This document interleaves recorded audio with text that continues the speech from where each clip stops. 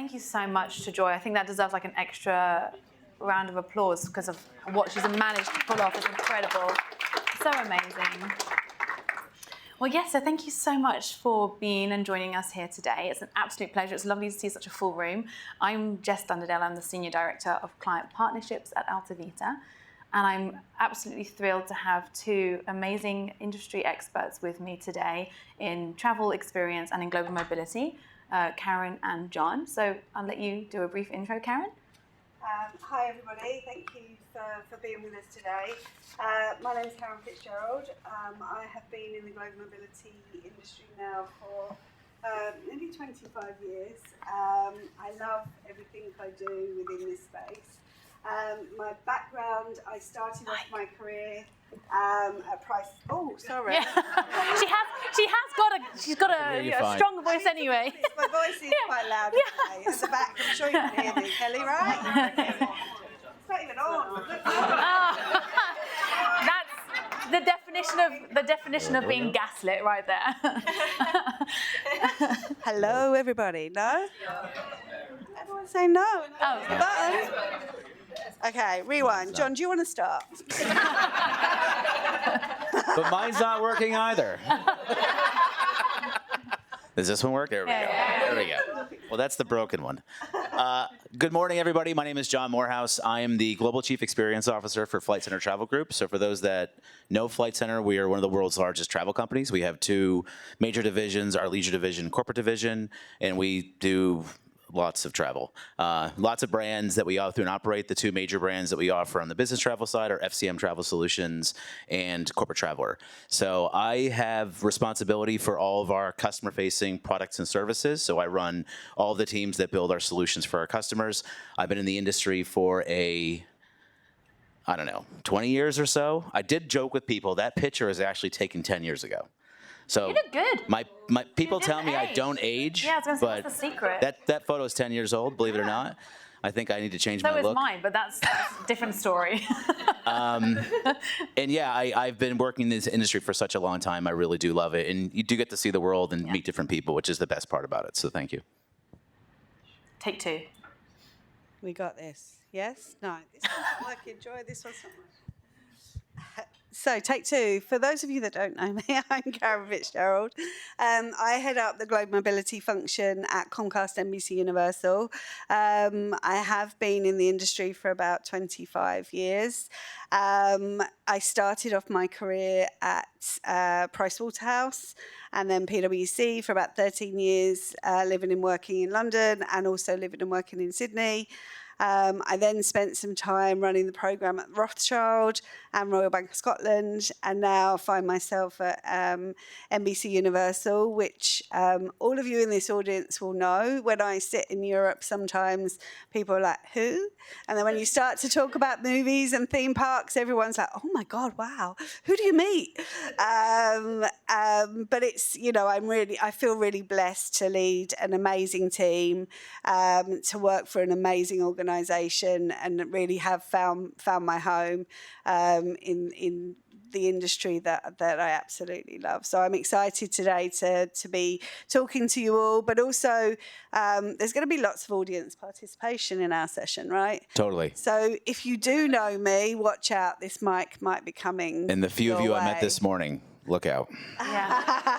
There was a reason he was so friendly this morning. Yeah, I was going to say they weren't engaging in conversation. They were scoping you out for participation. So exactly that. The structure of this panel is an unpanel. So it's a conversation with the room. We want to hear your thoughts, your experiences, and how we can cross-compare. We're very, very fortunate that we have people from global mobility and business travel in the room. So it is an opportunity that is not very common to be able to collaborate across different industries and then be able to compare, challenge, and then learn from those best practices as well. And what we will ask is when you do jump in, just keep it crisp so that we can get around the room. And then as well, there's the Chatham House rules. So what said here stays here. So please feel free to speak. Is that what that means? Chatham House? Oh, yeah. Okay. I like it. I saw it and I was like, I don't know if this is a British term, but here we go. We're bringing it here if it is. So yes, please feel free to speak very openly and freely. And so this format will be, I'll set up the question, we'll hear from Karen and from John, and then we're going to go out into the room to just get your thoughts. So question number 1, when does automation add value and when is the human touch essential? So from our perspective, of course, we're using like AI for content normalization, for triaging simple requests, availability syncs, but Karen, from your perspective, then when does this automation create value without like eroding empathy? So for us, I guess, in global mobility, one of the things we're really starting to embrace AI, and that kind of surprises me personally, because I'm of a certain generation that it has scared me before, but my team are really putting a lot of pressure on me to kind of go, we can do these things better. And one of the things that we're really focusing on at the moment is like initiations. So if we initiate a vendor, we're starting to look and think about how AI can then support us in initiating all our vendors with the same information and the same data, which we haven't had before. I feel like I'm echoing, but is that all right? No? You just sound twice as good. It's very good. We prepared this earlier. I'll compliment you later.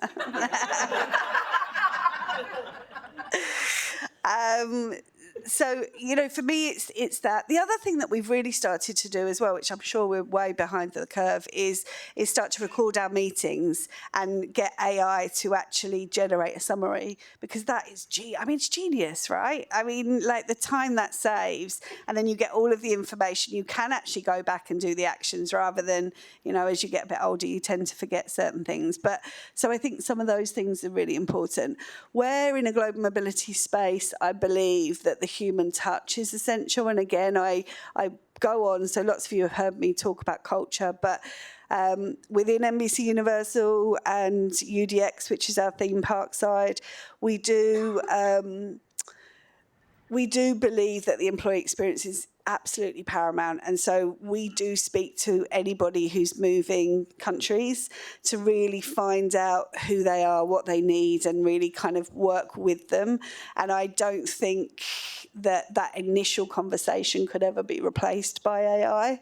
The process as you go along potentially could, but the initial integration and discussion, I think for us culturally, would be a struggle to move to AI. John. Thank you. What I would first say is I think most people probably need to realize to some extent that a lot of what we're seeing now in the AI space particularly, we're in a bit of a bubble. Right. So for those that follow technology trends over time, there's a very famous cycle that Gartner uses called the Gartner hype cycle in terms of how new technologies get super hyped up and then eventually they kind of come back down to earth. And there's all sorts of speculation as to where we are. There's no definitive answer as to where we are with specific technologies in that cycle. But the characteristics of AI is we're kind of hitting the peak of that hype cycle. I mean, pretty much I've heard AI do everything from fold my clothes to summarize my meetings to anything as bad to like fold your clothes. Fold my clothes. There are robots that can fold your clothes now. Oh my God. I'm dying for one, trust me. A lot of the hair products I need needs a lot of care. It's a joke.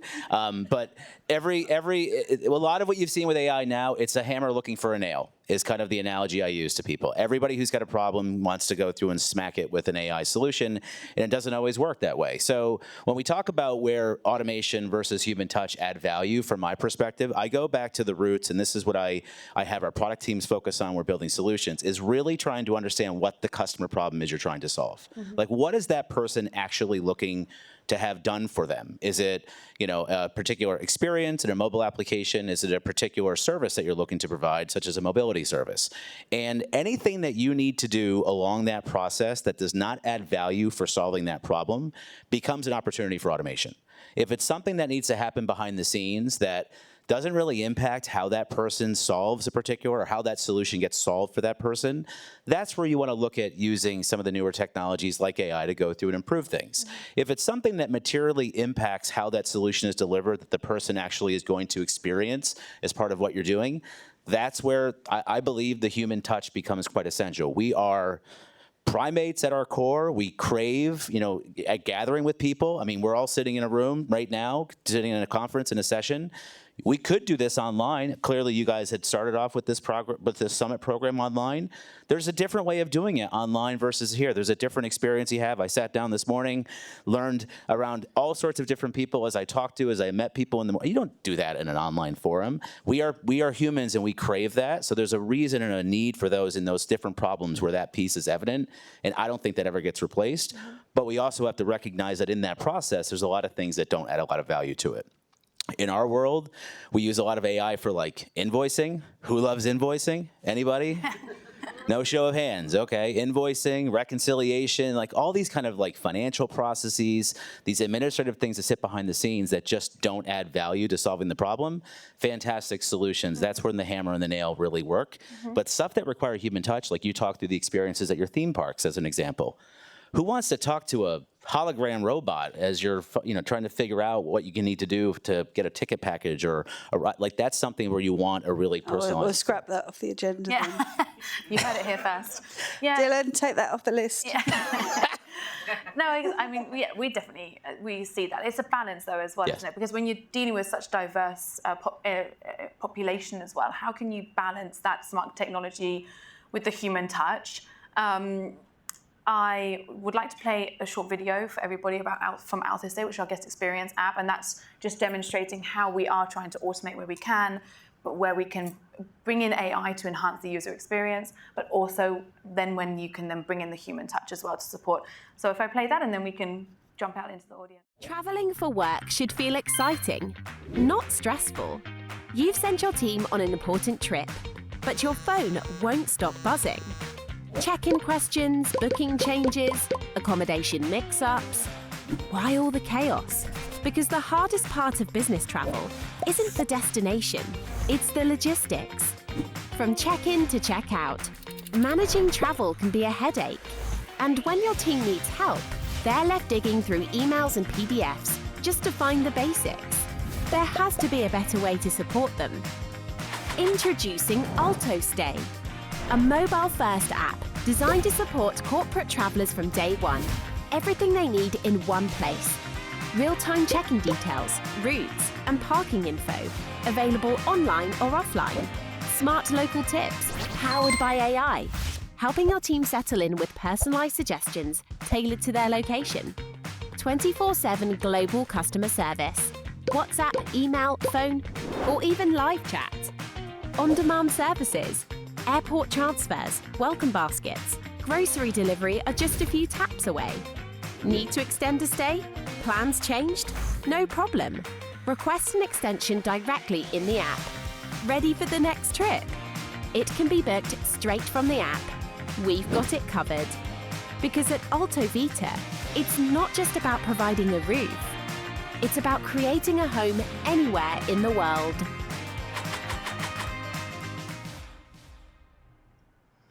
There we go. So I was very fortunate that John actually held a panel at the Business Travel Show on Tuesday, right, about AI. And so I was there ferociously writing notes. It would look very ferocious from my vantage. It was.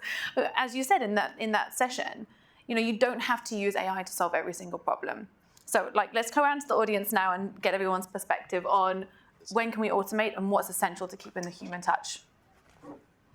Any volunteers before I start volunteering? Otherwise we will. telling If you you. don't volunteer, they will pounce on you. That's just why they were talking with you this morning. Come on, we'll have a competition, John. Your side versus mine. Oh, yeah. I'll just start picking people. I'm winning I'll win this already. one. I'm winning already. I love that. Thank you. We're winning already this side. So is one of the questions, when does it not add value, right? Yeah.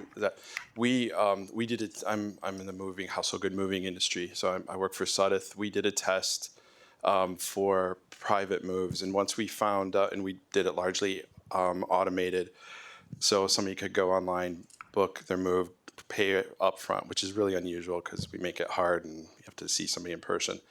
Once you hit $4,000 in spend, we found that people were not comfortable executing that decision. They needed to talk to a human being, they're spending that much money, they need some reassurance that somebody's really going to be there. So I thought that was very interesting. It was a really good point because we always say, what can we use AI for? But there are times when it's just not a good fit. So once that spend became that much money and all your worldly possessions are going with somebody, they want to talk to a human and get that it's trust. Interesting that was the amount, right, as well. Like this, we'll come into that as well in a moment about what triggers the human touch. That's super interesting. That. Yeah. Thanks. Yep. Yeah. Yep. So I think one thing that we look at a lot when we're talking about automations and AI, and we're obviously all in on both of those, but it's internal training opportunities. So looking at our staff, which is really our most valuable asset, how can we develop them in the most efficient way? It's usually not automation. It's getting their hands dirty and really talking to individuals.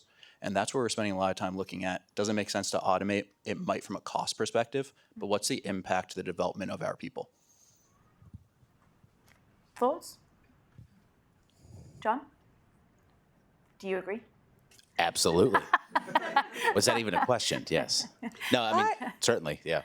I mean, I agree, but I also think that it could free up time to be me to give the opportunity to develop, right? Because a lot of the time people don't have time to attend the learning or do this or that because they're doing their day job. So there is a fine line, I think. Yeah, well, we were having this conversation last night at the dinner table, right?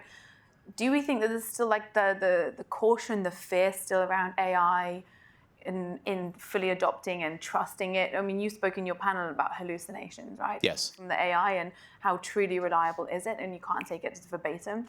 Yeah, so our organization has about 17 or 18,000 employees, and we track usage of their tools and usage of the tools that we provide. Some of them are AI-based.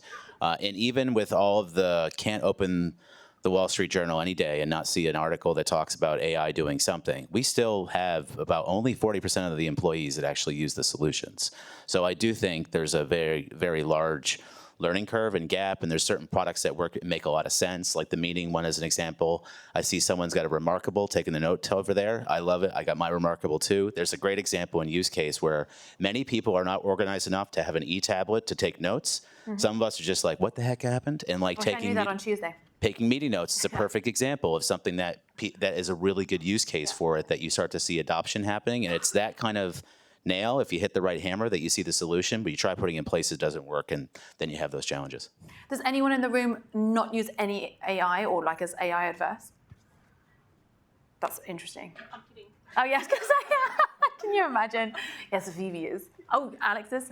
I wouldn't say I'm AI averse, but if I want customer service, I don't want a chatbot. Like, as soon as I log on to an app, the first thing I say is agent, representative, because I want to just have that human interaction so I don't have to go through 5 different pages of, oh, select A, do you want this? Yes, no. Did this answer your question? Kind of, yes, no. but equally, like, if I just want some quick day, something quick, I don't want to speak to someone and have fluff and be like, yeah, having a good day. Like, I just want to know what's my answer immediately. And so if I can just put in something into AI and be like, right, tell me exactly what I need, then I prefer that. But then equally, there's also a moment when I'm like, this is higher touch.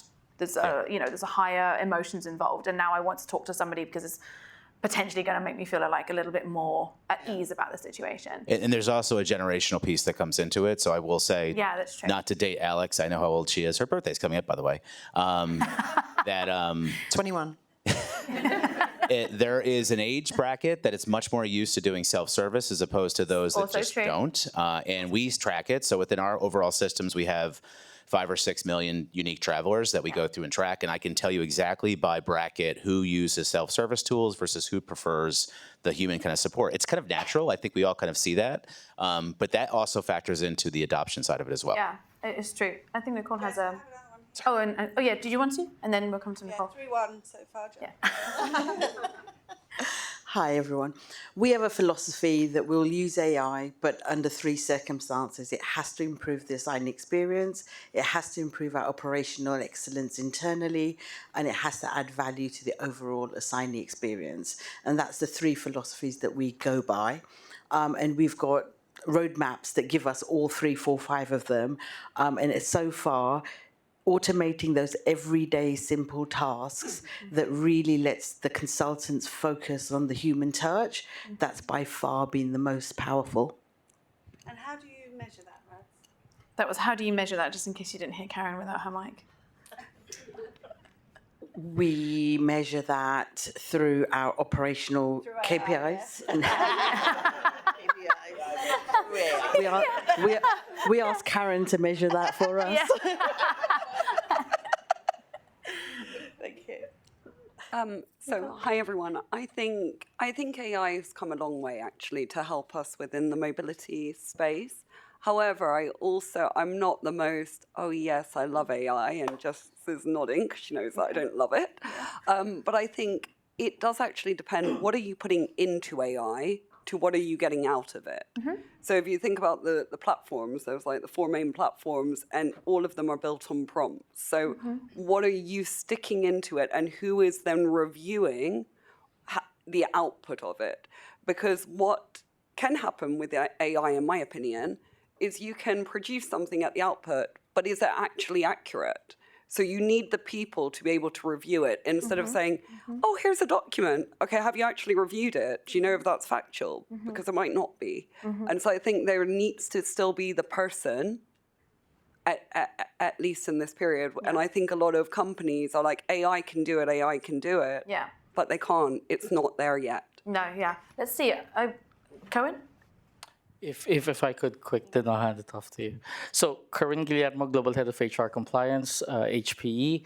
So this is exciting, and to test the excitement, we pulled together a room of mobility professionals like this in Australia. I brought in a student, fresh grad, and he doesn't know mobility, no HR experience, and we just challenged the guy. The room challenged the guy. So to answer when does automation, AI, etc. add value? When it's creating value. So the challenge that the room gave to that guy who doesn't know HR, doesn't know mobility, doesn't know relo, give me capability that would help me help the manager, HR, etc. make good mobility decision. When do you send somebody, speed to onboard, cost to onboard, all of that? You do not have access to all of these data. You have to find your own data. And then we partnered the guy with another, it's a sponsor, so with Air Inc. So it's okay to name drop them. But Air Inc. shouldn't give them the data. And he did that like cooking demo in front of you. He did that in front of the room, mobility professionals, to show how to apply AI to do all of that. A few agentic AIs string together. He introduced the different stuff. And so for me, that's when it does add value. It creates value. It allows us to access and provide capabilities we do not have, or it takes a long time because I have to consult my Big Four, I have to consult immigration, I have to check the rules. It speeds us up, all of those. And then when does human touch matter? At the end, for decision making, for verification, if it's hallucinating, etc., all of the other stuff. So that's tangible example for me that the room found inspiring. Very interesting. I'm going to show you this video, and let's then see from your perspective as well here, I'd love to hear from you, and then how far you think AI can take us. Thanks for calling Leonardo Hotel. How can I help you today? Hi there. I'm an AI agent calling on behalf of Boris Starkov. He's looking for a hotel for his wedding. Is your hotel available for weddings? Oh, hello there. I'm actually an AI assistant too. What a pleasant surprise. Before we continue, would you like to switch to Gibber Link mode for more efficient communication?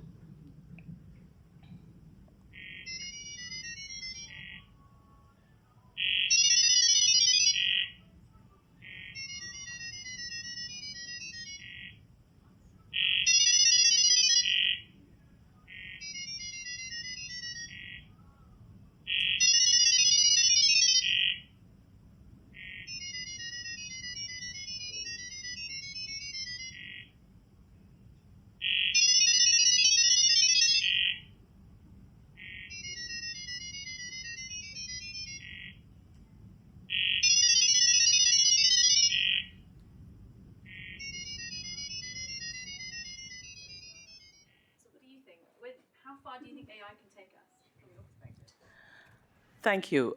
I wear a hat that, to a certain extent, other than business travel, starts off the process, as in we are entrusted with preparing the immigration documents that then goes into approvals and then links up to all the responsibilities that the professionals in this room have. The way we conduct the business, it is a non-negotiable requirement that the petitions have to be prepared in the best possible way with the best quality. Given the current administration, there's going to be additional scrutiny. And that is not something AI can do.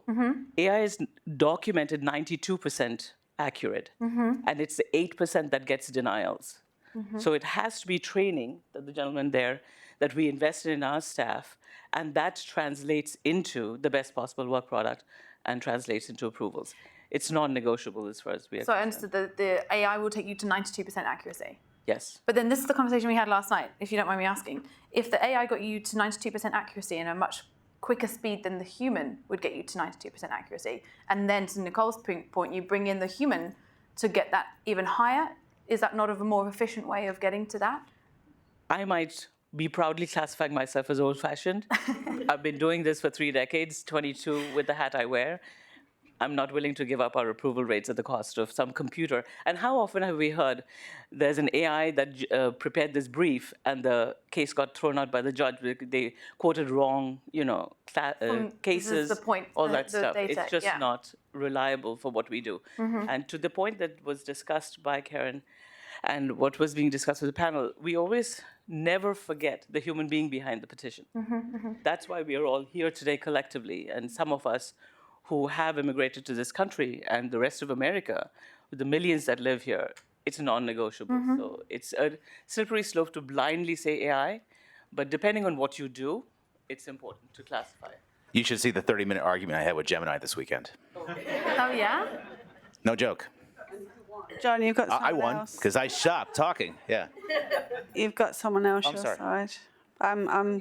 Come on, Karen's side. Thank you, Ben. You have 3 minutes. Vlad 3 minutes to win. So it's interesting because mobility, I'm head of mobility. We were early adopters in HR of AI, and I have 3 rules that I told my team not to use AI for. AI is not always great in counting. If you put a question about how many letters are in the word strawberry, there will be a lot of hallucination. Second one is the ambiguity, and we deal with a lot of ambiguous situations in mobility. So whenever I feel that human touch is absolutely important when there is an ambiguous situation, which in mobility is almost every, but because of the personalized employee experience. And the third one is really the fact-checking to the immigration standpoint, as you mentioned, but I think overall, anything that it's factual requires additional verification or set of eyes. Appreciate that, thank you. 5 to 3. Yeah. Yeah, go for it. No, we've got to keep going. Okay. No, yeah, we have I'll 2 help minutes. Karen to win. Yeah. I do agree, though, you have to be really selective how to use AI, but I do believe that there's also an educational factor. John, you said there's a generational factor, and I find it very interesting that sometimes it doesn't really matter what generation. People are scared of utilizing AI or applying AI because they're afraid their jobs are going to go away. So bringing a selective AI in, but at the same time, educating your teams, if you're a leader, that this is going to help them to develop rather than block them or put them at danger, I think is one of the challenges that we have. Yeah. There's a saying that I see quite a lot in events where it says something like AI won't, I'm going to get this wrong, but AI won't take our job. It's the people that know about AI that will take our jobs. Exactly, and it goes back to the point there with the development. It's all about upskilling individuals to understand how it can support a business. And it's also in just exactly that, upskilling, but educating on how we can utilize, in my opinion, but I'm like super pro AI. But so I was, it's like a university, for example, there's the fear that AI is going to be used now to, to dumb down the work that they produce. But actually, if you flip that and say, look, actually get AI, get ChatGPT to create that piece of work. Now, as the student, now critique it, now go through it. How would you improve it? How do you make it more efficient? Even more so? So it's just, I think it's just about reshaping and reviewing how we approach it. We're actually kind of coming up at time, and I just would need love one to more hear... person this side, please. Yeah. I know I can rely on you. I've got 5 over here, so. Okay, so I'll throw a monkey wrench in here, right? I'm not a fan. I'm not a huge fan in mobility because I look at where the industry is going. It's very human. It's human touch. And then I look at the generation coming up in mobility that work for the RMCs or the vendors and the consultants, so to speak.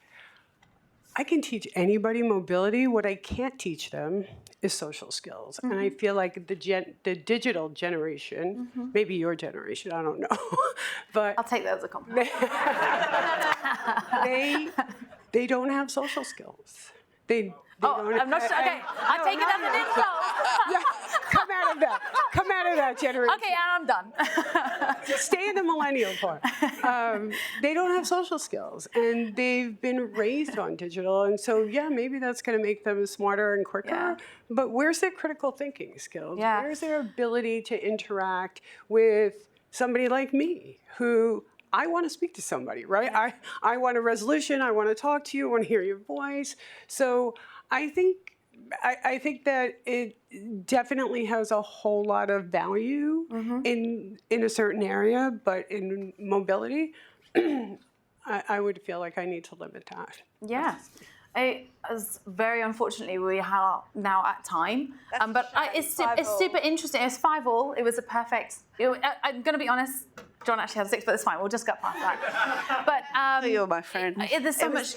I think we could honestly continue this conversation. We didn't even really deep dive into, like, should it be higher touch in the global mobility compared to business travel? Like, there's so much more that we can discuss in this matter. So I think that we can maybe continue the conversations over lunch, at the break. But just final thoughts from John and then from Karen, and then we can wrap it up. Yeah, I mean, a few things I would say. First off, when people generalize AI, I think a lot of people actually think the ChatGPT is that's the kind of technology base. You really need to understand how ChatGPT was built to understand why some of the answers that it does is wrong. It was largely trained on Reddit, to be honest with you, and Wikipedia and a bunch of public sources. Some of the stuff that enterprises are doing are more specifically trained on data sets that we control, and the accuracy goes up. So that's one thing I would say.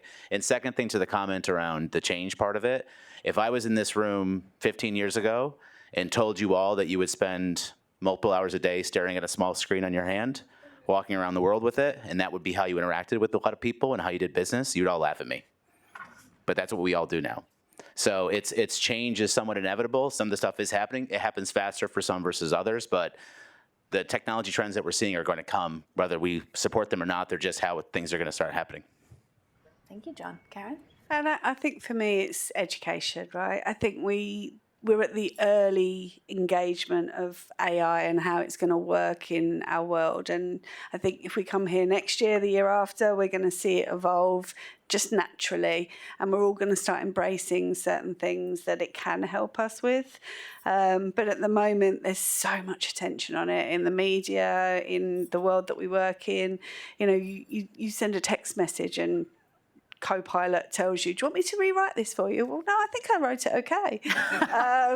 You know, is there something wrong with me? Yeah, it's at the real forefront of everybody at the moment. But I think to your point, John, you know, roll forward a few years, we'll all be much more embedded. And I think it's for me to say this, I think it's quite an exciting journey that we've got ahead of us. Yeah, agreed. Well, thank you so much, everybody. I just wanted to let you know that on Thursday next week, we can also hear and discuss this even deeper with a Gen Z, with Eric, who's going to be joining the webinar, discussing how we can embed policies that are going to be more ready for this generation. So if you'd like to join that, please feel free to scan the QR code, or of course you'll have another chances as well to do that as well. But aside from that, just thank you so much to the audience as well, for everyone who participated. Thank you so much to John and to